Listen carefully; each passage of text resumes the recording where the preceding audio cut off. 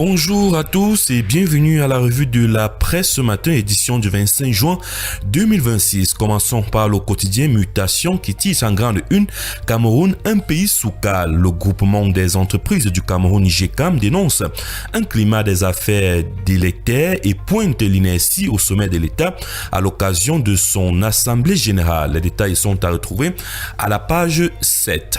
Le quotidien Le Messager titre ce matin Imbroglio au sommet de l'État, le vrai faux remaniement.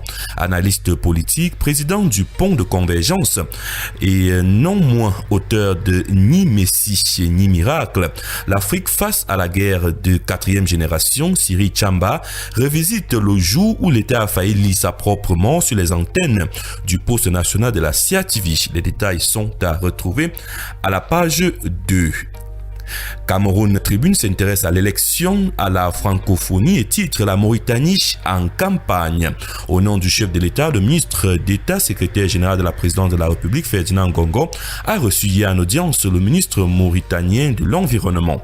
Porteuse d'un pli fermé du président mauritanien à son homologue camerounais, Madame Messouda Mohamed a en outre révélé que son pays sollicitait le soutien du Cameroun pour son candidat au poste de secrétaire général de l'Organisation internationale de la francophonie. Les détails sont à retrouver dans le journal Cameroun Tribune, plus précisément à la page 2. Le quotidien Vert Émergence s'intéresse au recrutement de 1000 enseignants des écoles normales supérieures et INSET. Les auditeurs libres dénoncent des injustices. Les conditions requises pour aboutir à une intégration dans la fonction publique déclenchent la fronde des diplômes exclus. Les détails sont à retrouver à la page 5. Continuons avec le Tri-Hebdo Le Soir qui s'intéresse à la validation des comptes et rehaussement du budget 2026 de l'Agence des normes et de la qualité. Le journal titre en grande une double session qui consolide la trajectoire de performance. Réunis le 22 juin 2026 au Hilton Hotel de Yaoundé, les administrateurs de l'Agence des normes et de la qualité annoncent sous la présidence du président du conseil d'administration, Mohamedou Baïro Fadil, ont enchaîné la 19e session extraordinaire et la 35e session ordinaire du conseil d'administration.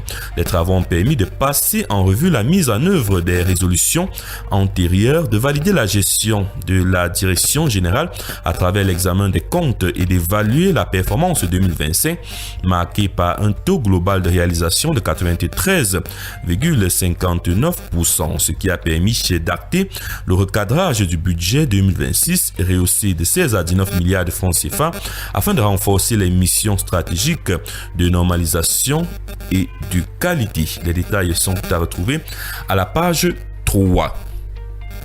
Prenons à présent le premier quotidien économique de la zone CEMAC qui titre Gestion de la dette. Le Cameroun présente les réformes engagées au Forum de Paris. Lui, Paul Motazé, ministre des Finances, représentait le pays à cet événement qui s'est tenu hier en France. L'accent a été mis sur la dette souveraine africaine. Les détails sont à retrouver à la page 7. Continuons avec les défis actuels qui titre Finances internationales. Le MINFI plaide au Forum de Paris pour une dette maîtrisée. Le ministre des Finances, lui, Paul Motazé, était ce 24 juin à Paris pour la 13e conférence du Forum de Paris où 46 pays et 9 institutions financières internationales débattent des moyens de rendre la coopération financière internationale plus efficace face à la montée du surendettement dans le monde. Les détails sont à retrouver à la page 3.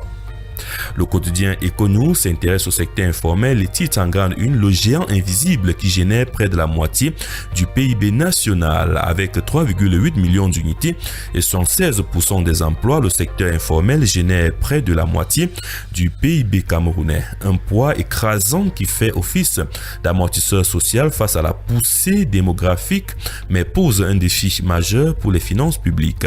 Les détails sont à retrouver dans les pages 3, 4 et 5 du quotidien Econews. Conjoncture économique s'intéresse à la croissance et titre Afreximbank table sur le chiffre de 4,3% pour l'économie africaine en 2026.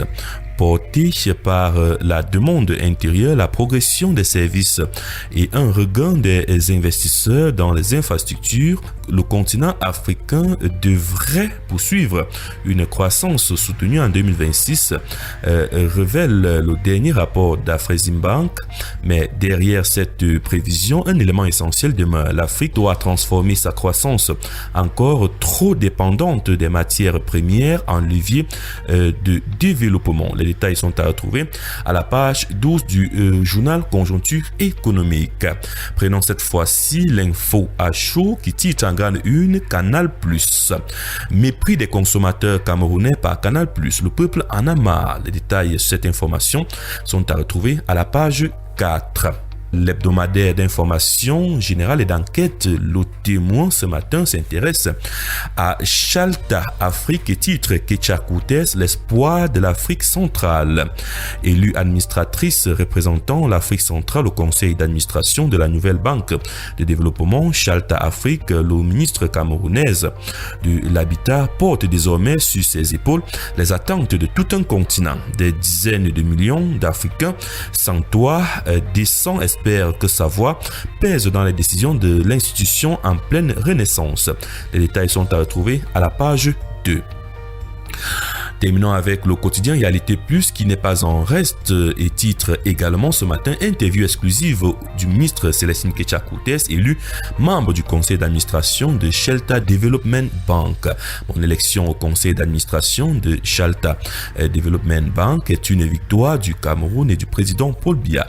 Du 9 au 11 juin 2026, c'est à Rabat au Maroc la 45e assemblée générale annuelle de Chalta Afrique avec en 4 pays membres.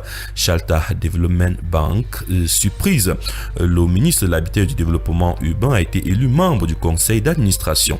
Célestine Ketia Koutes revient dans cette interview sur le contenu des travaux, la place du Cameroun et le poids du président Paul Biya sur l'échiquier africain. Cette interview est à retrouver dans les pages 2, 3 et 4 du quotidien Réalité Plus.